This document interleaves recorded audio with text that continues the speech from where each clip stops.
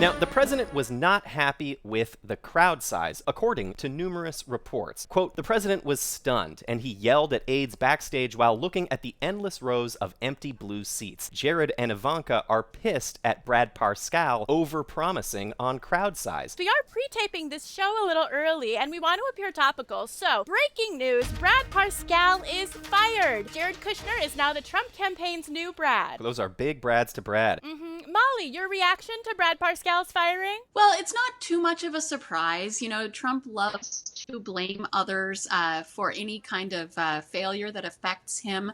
I think, unfortunately, there's no getting around the fact, though, that, you know, just as Brad Parscale probably got too much credit for Donald Trump's success in 2016, and he's taking too much blame for the current failures. I do think it'll be a smooth transition from Parscale to Jared Kushner, since they both look like equally plausible incarnations of the devil. And when Trump got back to the White House, he looked like that thing where the only thing you might have enjoyed in your garbage life turns out to be a humiliating fiasco. Yeah, he looked like a full season of True Detective passed through his system in one night. Moving on, former National Security Advisor John Bolton has his newest target. He's dropping the mother of all books on America's innocent civilian eyeballs, and despite his best efforts, this time didn't blow up a hospital. He took a break from digging his fingernails into his bloody palms to speak to Martha Raddatz. I don't think he should be president.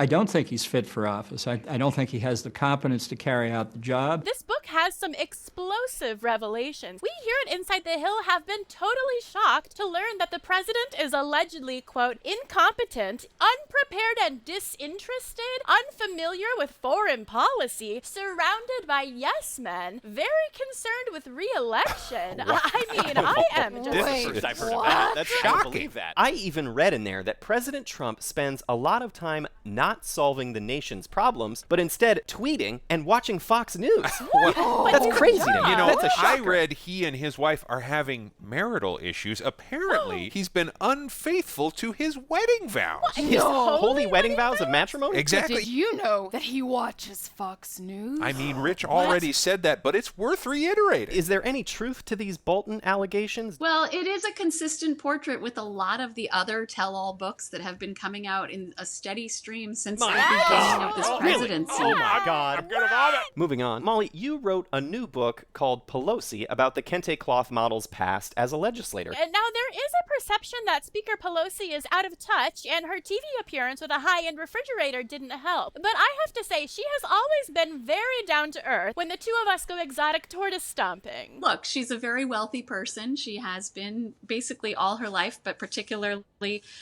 since her husband has been so successful in business. I think one of the things that she's best at is ignoring the haters and keeping her focus on what she cares about, which is getting results, getting legislation passed, and winning elections. I say she should do something the American people can relate to, and that's shoveling as much mayo into her mouth as she can. Now, Speaker Pelosi recently endorsed New York Congressman Eliot Engel ahead of his primary against Jamal Bowman, who has been endorsed by Bernie Sanders and Alexandria Ocasio-Cortez. Now, we actually know a lot about this strategy. We actually had a kill switch installed, so if anyone tries to remove us, the show will explode. Does Nancy Pelosi have one of these? She does not, although, you know, her staff used to call her the Energizer Bunny because of her incredible level of stamina. She doesn't sleep much, doesn't eat much, and seems to subsist largely on dark chocolate.